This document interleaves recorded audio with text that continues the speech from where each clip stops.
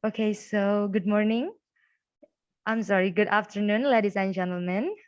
Welcome to parallel session 2 of the 8th International Language and Language Teaching Conference in room 5. My name is Ernestine, a third semester student of Sanata Dharma University, as today's moderators in this room. And I will be in charge of this parallel session. And before we begin, please let me read the rules. First, each presentation will last for 15 minutes. Second, in this parallel session, there will be 2 presentations delivered in a row. Third, I will remain via the raise hand icon features on Zoom. If you have 5 minutes left, then I'll send the notification in the chat box if you have 2 minutes left. So make sure you pay attention to it. And the fourth, we will have Q&A session after all presentations have been delivered. And fifth, other rules can be found in the program book. And so you can type your questions in the chat box while the presenter's talking by mentioning your name, affiliation, and to whom the question is addressed to. Then the presenters will answer your question in Q&A session. And for the additional information, everyone, ladies and gentlemen, we will just have 2 presentations in this second parallel because as you can see at the schedule, Miss Ulil Fitria is transferred to the parallel 4, which is tomorrow for some reason. So we were sorry for the inconvenience. Okay, now let's go to the next section, everyone. In the second parallel, there are 2 presentations in this room by Mr. Happy Indriono and Miss Ingrid Otanasali.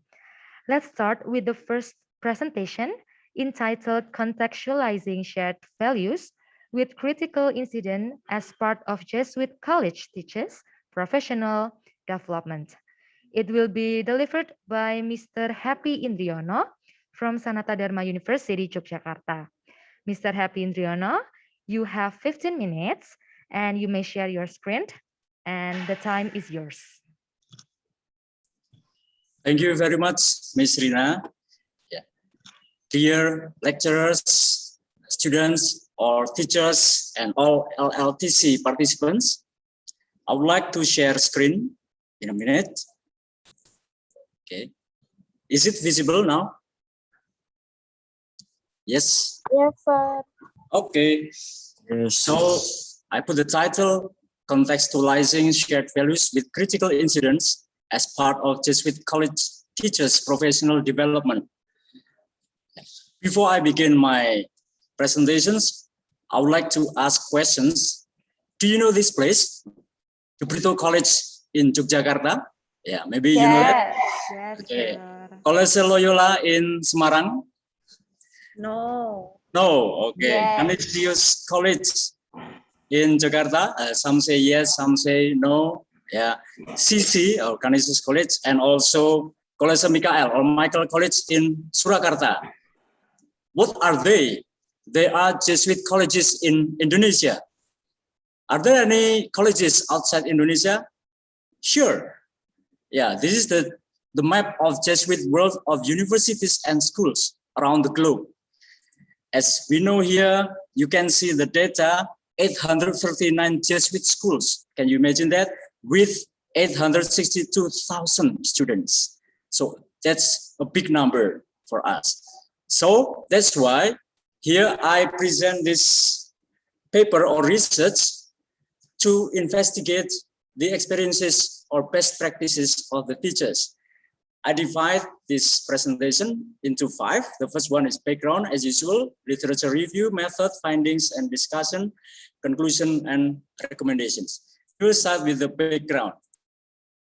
So, after a long process of teaching experiences and educations, Jesuit colleges present best practices performed by teachers, and they also encounter decades of teaching experiences, of course.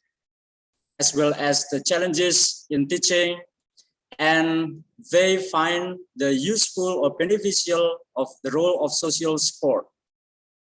And by these all challenges, experiences, and supports, they conceptualize the shared values. Yeah. So what shared values have strongest influence on the approach used by Jesuit college teachers? And the second one, how are these shared values contextualized with teachers' significant experiences, also known as critical incidents? Literature review, we find the background theories of some terms or some concepts. The first one is Ignatian pedagogy.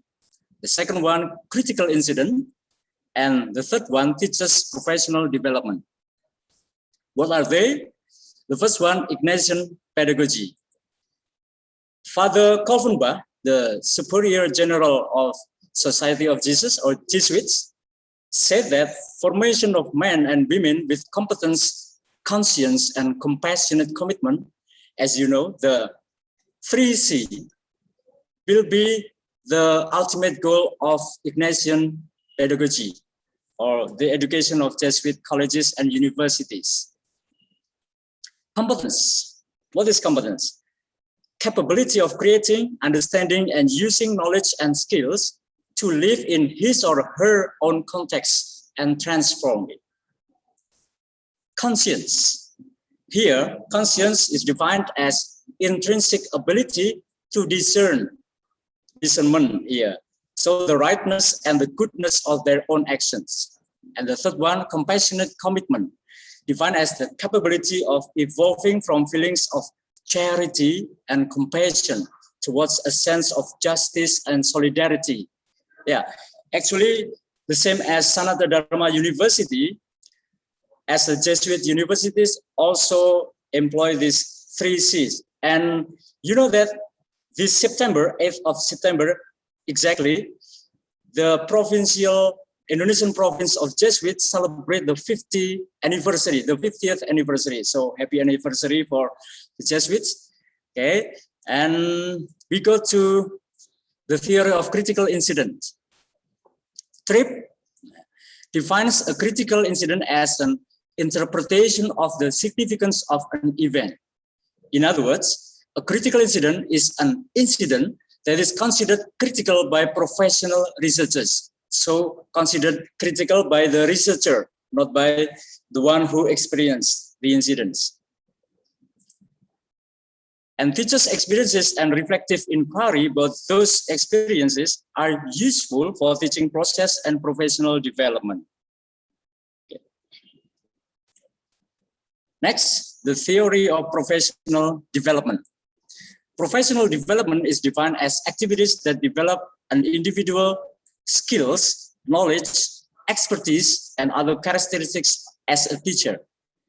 The development can be seen as well as teachers' learning process, how they learn to learn, and how they apply their knowledge in practice to support students' learning process. So both teachers and the students are in their learning stages. My method I use in this research is a qualitative research by using narrative inquiry. So I examine the stories, experiences that the teachers tell about their lives and co-construct a narrative analysis of those stories. Here, I interviewed 3 teachers. The first one is English teachers with 21 years of teaching experiences. The second one, mathematics teacher with 12 years of experiences. And the last one, the youngest one here, English teacher with 10 years of teaching experiences. And in the interview, I made use of Zoom because of the limitation of place and location. I give 2 main questions besides some small questions. The first one is the hardest moment dealing with students. Yeah, what are the hardest moments? And the second one, what is or what are the most rewarding moments in the professional life as a teacher? Okay, and this is the findings. the results of the interview. Teacher 1, the hardest moments. In his early years, he struggled so much to meet the high standard of the college. As you know, some Jesuit college has a very high standard. And to cope with this, he struggled very hard, tried very hard to find some advanced materials. Because otherwise, there will be underestimation. So students will underestimate the teachers. That's why this teacher was tolerant of students to try to win their hearts. For example, by, agree or tolerate their misbehaviors in the classroom, or maybe by giving good marks instead of bad marks. And the rewarding moment of this first teacher is that the institution leader opens a wide opportunity to grow by making mistakes. So mistakes are parts of the process. And the second one, the institution leader as well displays the shared values everywhere, every time. So a kind of indoctrinations, but maybe in a softer sense. Okay, we go to teacher 2. Hardest moments, the passing away of her mother. This moment made her lose the motivation to live because of the feeling of useless, the feeling of lonely. And the second one, the early years difficulties in classroom management, how to handle the classroom, how to cope with the misbehaviors, and so on. However, this mathematics teacher, also experienced rewarding moments when she interacted with Jesuits as the role models. She learns how to control her emotion, to work hard and serve others. As you know, Jesuits is like a warriors, because the patron is Saint Ignatius. He was ex-soldiers. Okay. The third one, the hardest moment, because he was teaching in Papua at the time. So in spite of intensive mentoring to prepare for UN, some Papuan students were not ready for that. So students lost confidence and cheated, despite his struggle to give mentoring, intensive mentoring until evening even. He was so depressed that he got severe illness, malaria. He told me that he underwent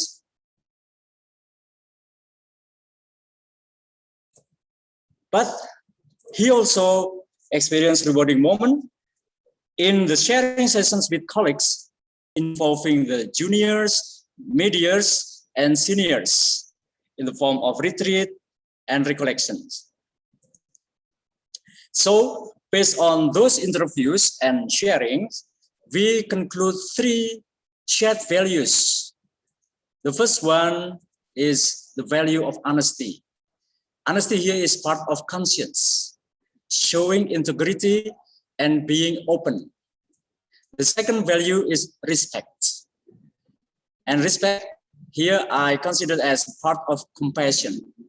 Respect for differences, cura personalis or personal care, respect the uniqueness of the students, and ability to listen to students, to listen what they want, to listen to other colleagues, feedbacks, etc. And the third value is magis. Magis is willingness to do more. So it is part of competence. Willingness to do more means we are willing to go extra miles, to do more than expected. So not only meet the requirement, but if possible, give something more. And it leads to optimum self-development. Okay, so the conclusion is teachers greatly benefited from the constructive sharing community where they can share, discuss, and learn together to reach both personal, individual, and shared goals. the community. And the recommendation, it is recommended to create a constructive sharing community to enable teachers to sustain, to make it longer, their professional development. Okay, thank you very much. I think that's all my presentation. And here is some references that I use. And thank you for having me here. I give the time back to Miss Rina. Thank you, Mr. Happy, for the. Sorry, it's Miss Ernest. Yes, it's actually Oh, my name is yeah. Ernest. Sorry, yeah. It's okay, sir. Thank you so much for the amazing presentation. Let's give applause to Mr. Happy. Okay, thank you so much, sir. And next, we have our last presentation for today's parallel entitled The Rhetorical Identity Construction of English Instructors in Online English Courses Advertisement. And it will be delivered by Miss Ingrid O. Tanasale from Universitas Patimura. And Miss Ingrid, you have 15 minutes and you may share your screen. Okay. Okay. Okay. Miss Ingrid, you have 15 minutes and the time is yours.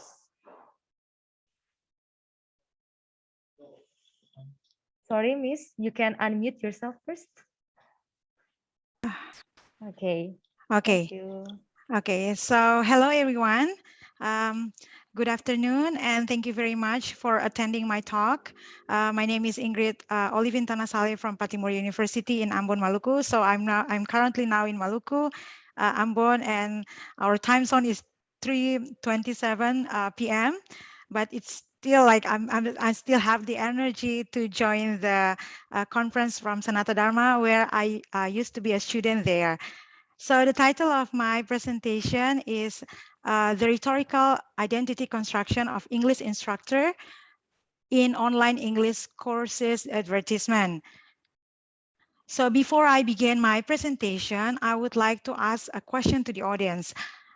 Think about the time back in the day when you were a student and you read a flyer about an English course that you would like to attend it, and you got the information about the course, including the price and sort of any other facilities that you can get.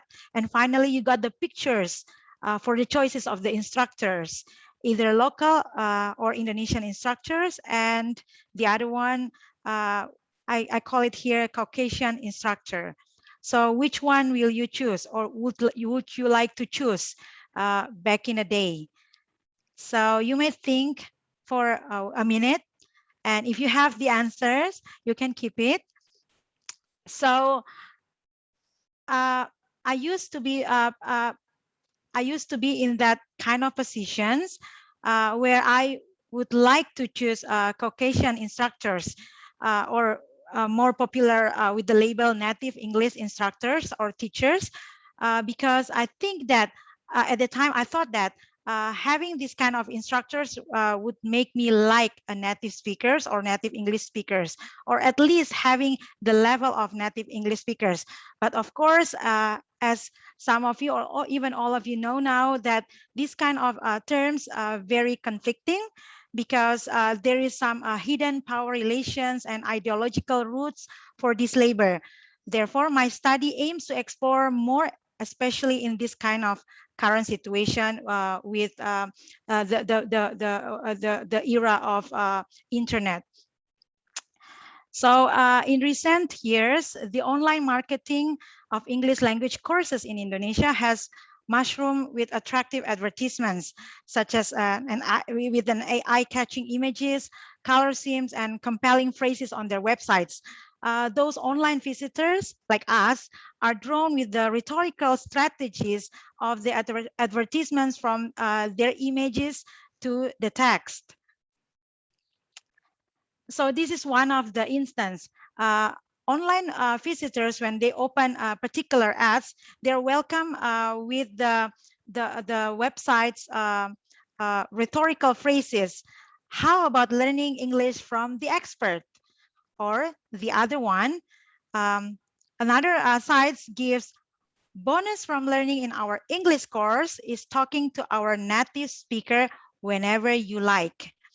So these kind of examples, two examples from the website's ads, rhetorically lure their online visitors like us or even students by promising them to get the more exposure of the, I call it here, expert instructors, with the image of smiling faces of Caucasian teachers. And as you can see, there is an interaction there with the Caucasian teachers and perhaps here are international students. And thus this visit become a journey for the visitors in exploring the appealing service, I can call it here, and products of English language courses. So here, how 1997 addressed the representation of media, including the online the websites or kind of like online media as the way in which meaning somehow given to the things which are depicted. Of course, those meanings is not neutral. They can be distorted and biased, prompted by the hidden agenda from the powerful institution to propagate the ideological meaning of the knowledge to society. Of course, here the institutions become the powerful tool. The powerful kind of powerful place to use the media as a tool to propagate their ideological route. And then here, the rhetoric of English course ads become the tool to circulate the Caucasian images and compelling narratives of the ideal native English teacher as the expert that can potentially, of course, create favoritism and unfairness and even discriminations for local English teachers. So some previous research in ELT already tried to explore the discrimination in professional language instructors from Badown and Selfie, but also they want to see some job recruitment in online platforms. So here they see that the online discourse becomes a venue, actually a new venue to create a dominant ideology of native English teacher as the ideal teacher and can contribute to structuring the hierarchy of racial professionalism. And of course, the result of this is it widens the discrepancy of native competence. Native here relates to the competence of native English speaker or native English teacher, and an image by exhibiting favoritism for them. So for this research, my questions are: what are the attributes indexed to native English teachers and local teachers in several English courses websites, and how do English course websites privilege or discriminate not of the competence of native English teachers and local teachers? So for the theoretical frameworks that I use here, there are several. I will not read one by one, but basically this kind of like the idea or the concept of nativeness is coming from the Eurocentric colonialist ideology, emphasizing native speaker who carry standard English and whiteness here, their skin tone, as a property to make them legitimate speaker of the language. And of course, this kind of idealizing or essentializing native speaker identity, it has some flaws because it shows a unitary or a single particular linguistic identity and showing that there is only a single or just one identity compared to the others. And of course, here, this kind of production of language speakers based on the nativeness show some hierarchy for the competence because of the properties that they carry, the physical properties that they carry. Okay, continue here, the identity construction, another theoretical framework that I use, the identity construction for English teacher in the with the the websites as the online platform. So there is a process of indexicality practice, or the system that reinforces possible lexical labels and yield meaning to the individual. So there are a couple of we can say it's the labels, not including the speech or the text that they use, but also the image including there, that shows how they put the hierarchy for the teachers itself among the locals, and how it compares to the native English speaker itself. Of course, this kind of the indexicality process shows some power and exclusions, and this kind of process can shows that the competence, it's not really a competence showing the ability of somebody, but then it becomes like the way the individual being positions. And it's nothing to do with, it's just an open-ended potential, but it's more like the way it's they are being positioned with the properties that they have, the physical properties, the whiteness, and including their linguistic markers, their phonological features. So then from those theories, I use critical discourse analysis by Fairclough to explore the ideological discourses, including power, dominance, and discrimination that is used throughout these online platforms. And the criteria here, I try to see some of the English courses and their websites that they provided there.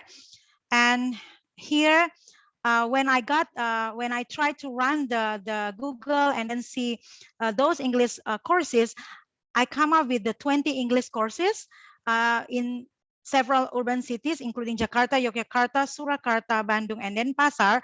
And then I try to create it an initial features. Here I will show you later the features for those 20 English courses. And then I'll try to see or try to explore more about the discursive practices through the attributes of language teachers. Attributes here, how they put how they use some words to show the competence, or even to show the personalities of the language teachers. Identify the scaling process of instructors hierarchy by viewing how each website promoted their instructor by generating overall trends for those 20 websites. So this is the examples, the way I run the for the 20 the features for the 20 websites. So name, the type of course, purpose of the course, location, teachers offered, then see, I want to see whether they offered native English teacher and local teachers, and the description of qualification, and also the visual as well as the text, that the way they present the teacher. So based on the initial study to see several features, I come up with the 5 topoi.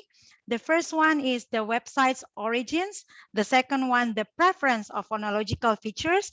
The third one, teacher's academic qualification, and then teacher's character traits, and then visual presentation. So here, among 25 English, they are in partnership with various international English courses. So they really shows how native English speakers play out as the image for their courses. And then some courses, when they employ their native English teachers, they use their phonological features or their accents to attract potential students. And the other one, the visual presentations promote the anecdotal image to attract between Caucasian teachers and local students. The other one, for academic qualification, interestingly, some of the sites show the qualification of local teachers, which is very impressive. And for the personality, or let's say how they bring out the native speaker, they put it like native level English teacher with effective, inspirational, fun, and supportive one.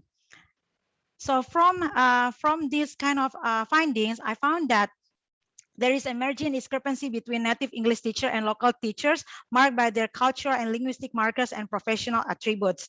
Of course, there is a dichotomy for the in-group teachers, or the one who got the privilege, of course, here native English teachers, and out-group one for the local teachers.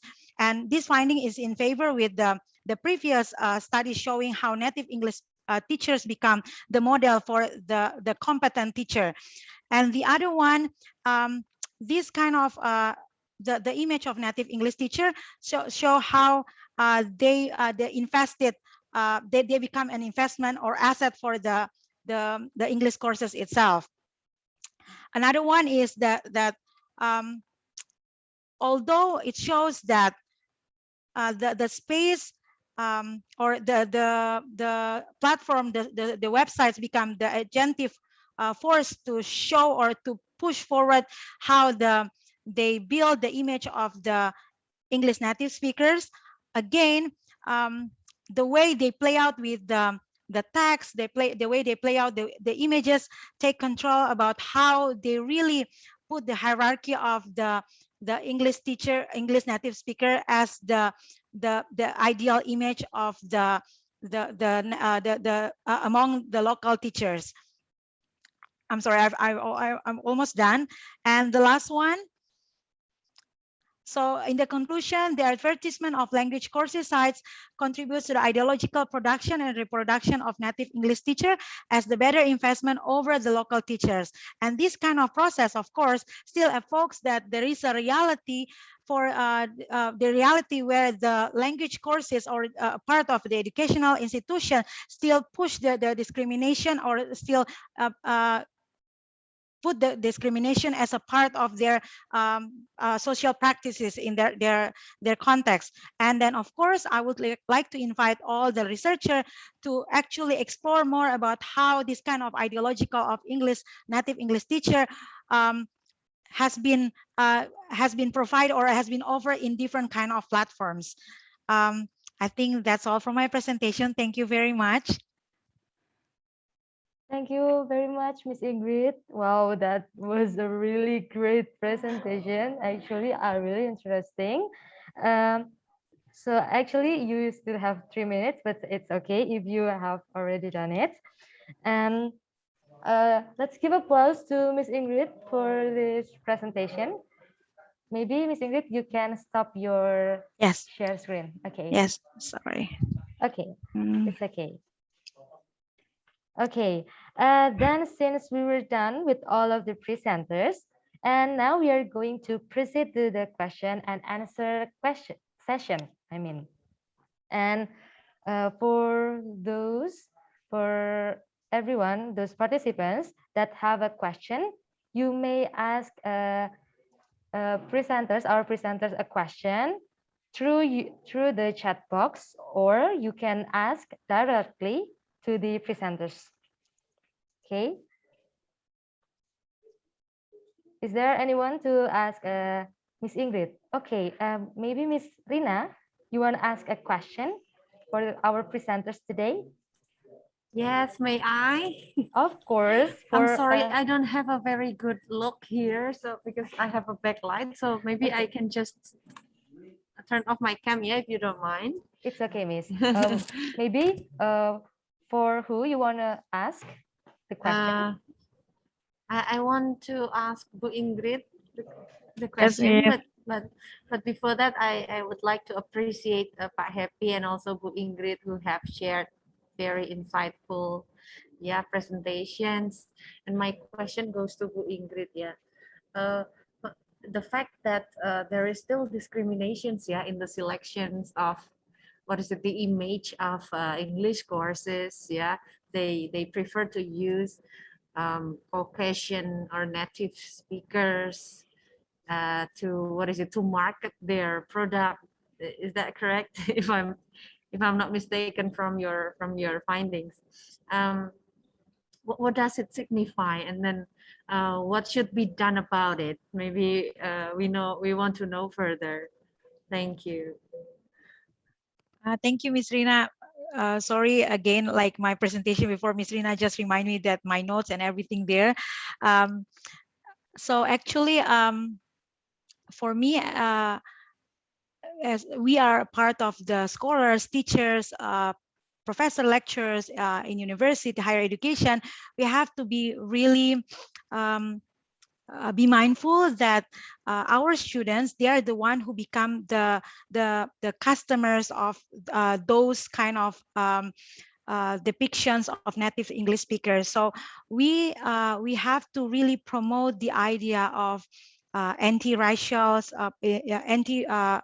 racials a concept of within professionalism by really promoting that in our classrooms, and then really give them the way to critically analyze or even think or explore how they experiences outside the classrooms. So for example, the kind of like ads, the kind of like the media that they see, and then discuss it in the classroom. We also can ask the students to do the research about this kind of the native English speakers discrimination or ideas. There are so many research related to that. So then even we spark the idea first, and then the students will explore more and see the other angle or the other gap that we as an Indonesian don't really see that will be perfect for us. And then we encourage them and support them with their research or even kind of critical discussion within the classroom. I hope I can answer your question, Ms. Rina. Thank you very much. Yes, it did answer my question. Okay, thank you, Miss Rina, for the questions. And now, maybe there are any other questions for our presenters today? Maybe for Mr. Happy? Anyone? Or maybe there are some of you who in the 7th semester and you're in the middle of your thesis, writing your thesis, and feel free to ask a question to our presenters here. I'm sure that presenters will be happy to have your questions and or even could help you with your thesis. Or maybe Miss Tri, you have any questions to Miss Ingrid or Mr. Happy?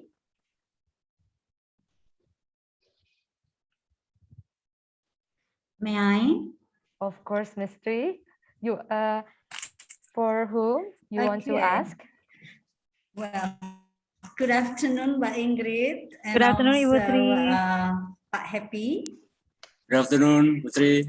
Well, sorry, it seems that I here. Can you hear me? Yes. Yes. It's clear, Miss.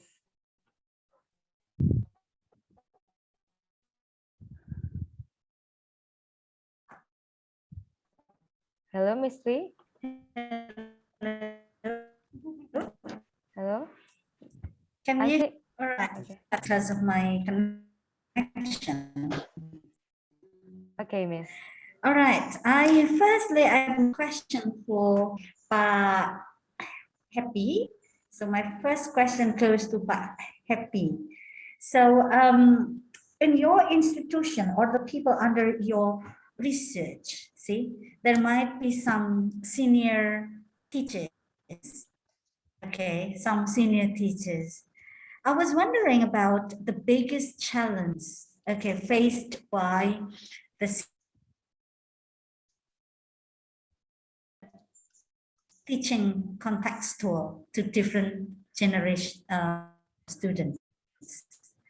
So what is the biggest challenge in making their teaching contextual to different generations of students? Again, here we are dealing with the, my question is refers to those the senior teachers, and how do they cope with the changes of the present context? Hello? Can you get Yes. my question? Okay. Yes. And my second question goes to Mbak Ingrid. Well, Mbak Ingrid, that was a very interesting topic. I was wondering, how would you personally perceive the changing of the teacher's identity? Yeah, the changing of this of teacher's identity compared to, you know, past few years before the pandemic. Thank you. Thank you so much, Ms. Tri, for two questions for our two presenters. And I will let Mr. Happy, the first one, to answer the question. So, Mr. Happy, the time is yours. Thank you, Mbak Ernest. To respond to Putri's questions, what are the biggest challenges dealing with the generations, the younger generation actually? So yeah, we really face a big gaps here since we deal with millennials and also the younger one, Gen Z or Generation Z. As we know that they have shorter attention span. Yeah, attention span. If I'm not mistaken, some researchers say that they only have around 12 seconds at the most of the attention spans. So we must provide various activities, various learning materials, and also challenging assessment, because they are used to have challenges in their mobile or gadgets using games and maybe social media. So we try to provide the similar display or appearance to catch their attention and to engage them in the learning activities. So that is the first one. And the second one is the social, what can I say? The social interaction among students, because they are used to having social interaction digitally online, and sometimes it is very hard to build what we have experienced in the past, a kind of collaborative activities and sharing moments. Yeah, they tend to be self-dependent, so they tend to be focusing on themselves, something like that. So how to establish interactive activities to develop their social aspects in the development. Yeah, I think that's the biggest challenges. And yeah, two big challenges. Thank you. Putri, do I answer your questions? Yes. But actually, I want to refer to the senior teachers. The senior teachers under your research. Then, there must be a very big gap between, the recent generation, namely their students and the teachers. So like me, for example, I belong to the very old, generation, and I'm dealing with this, very young people with very, who are very, very good at using the gadgets. So how was your finding about that? Okay, yeah. Actually, the one that you mentioned, the senior teacher, is here. I'm inviting him to join the Zoom meeting, but I don't know whether he wants to share his experiences or not. But yeah, dealing with the younger students, it is a bit difficult when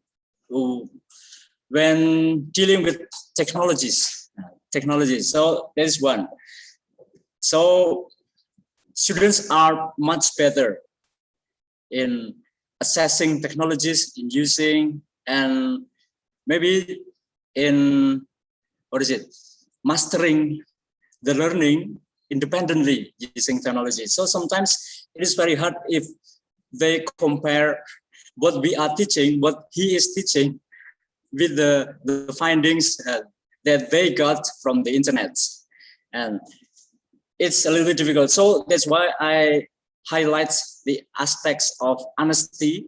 So we are admitting that we don't know much about some concepts, and ability to listen also, to listen to the students, ability to be compassionate with the students, to admit the advance of technology, to admit the mastery of the students with the technology. Some things. Does that answer the questions or not? Thank you. Thank you. Thank you very much. So thank you so much for Mr. Happy for answering Miss 3 questions.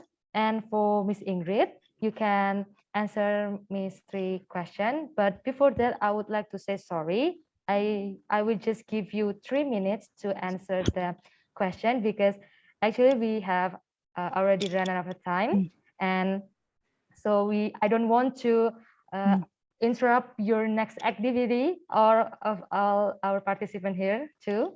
Okay. Is it okay, Miss? Yes. Okay. Thank you. So actually, Pak Happy really put it into detail about the way I construct my teacher identity, Ibu Tri. So I would perceive myself as a work in progress teacher. So I really embrace my flaws, any kind of difficulties that I perceive or I see, like Pa Happy said, with all this technology change, our limitations, yeah, I would see myself try to embrace all of them, and then knowing the fact that I have the limitation, I know my limit, but also try to learn together with the students, because I always love to learn from the students. They are actually the source, one of the source of knowledge. I mean, the way they talk something that, like the even their vocabs, we don't really understand when they talk about games or things like that. Yeah, so yeah, I will see myself as the dynamic person, always try to be flexible and try to push myself to learn, try to catch up with the students, and then try to catch up, at least try to learn a bit about the technologies and grow together with them. I think that's all, Miss Tri. Well, thank you so much, Miss Ingrid. Thank you so much. So everyone, this is a really great discussion with 2 presenters in here in this session, I mean. And before we end this session, I would like to remind you that I will share the link to the exit ticket on the chat box. Okay, and you may fill it before you leave this meeting. Okay. Okay, and maybe we can. Oh, I would like to remind you, in case the participants, still have a question that you haven't got a chance to deliver to our presenters, you may check the program book, the LLTC program book, and you're going to find all presenters' email, and you can send them your questions, and I'm sure they will be glad to answer your questions there. Okay, let's take a picture together. Ladies and gentlemen, may you turn on your camera, please?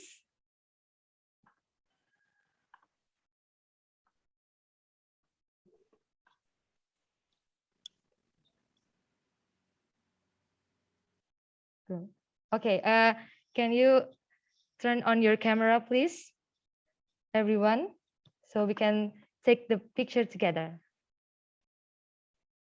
Okay, thank you so much for those who have turned on your camera. Maybe the other can turn on your camera too.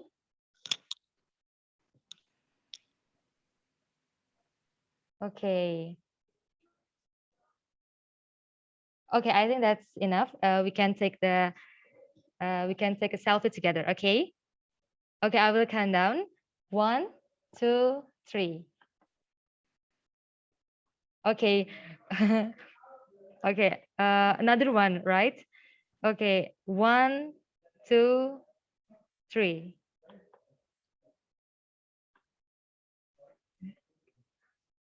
Okay. Thank you, everyone, for joining Thank this you, Mbak session. Ingrid. Thank you, Pak Yes. Happy. Thank you, Bu Tri. Thank Bu you very Rina. much. Thank you, Pak Thank you, Happy. everyone. Thank you, Mbak Moderator. Thank you, Yes, All a big audience. applause to Thank you, Putri. all participants and all the presenters in the session. It was a really great. So my operator will share the exit link. Okay, you can check the chat box on the Zoom. This is the form to you to get the exit ticket for the participants and the presenters. And thank you everyone for joining this session. See you again tomorrow on the second day of the conference, and we'll have 3 keynote speeches from Dr. Willy Renandia, Dr. Jane Lammers, and Dr. Chosa Kastuhandani. Thanks for coming, everyone, and see you What time, tomorrow. Mbak Agnes? Okay. Tomorrow, what time do we start for the I'm sorry. conference? Day 2? Okay, Miss, let me check first. Tomorrow we will have the conference at 8:30.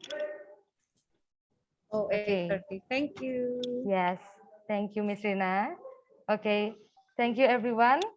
And you can fill the form and then you can leave this room. Thank you so much. Thank you so much once again. Thank you. Pak Thank Ernest, you. Nani, Okay, see you. Nah, Happy. Putri. Thank you, everyone. See you tomorrow and also see you next year. Yes, Bring Ibu. more Hey, Yes, Okay. yeah, Bring see you. more of course. friends. Bring more Ah. friends. Great presentation, Mbak Ingrid. Great presentation, Pak Happy. Bagus banget, Pak. And, Mari, Pak. wow, interesting. Okay, bye. See you. See you, sir. Oh. See you tomorrow. Sorry, the link of the video, Mbak Ernest. It will be uploaded to PBI video. I mean YouTube. Oh yeah, Okay. okay. Thank you very much. Yeah. Okay, sir.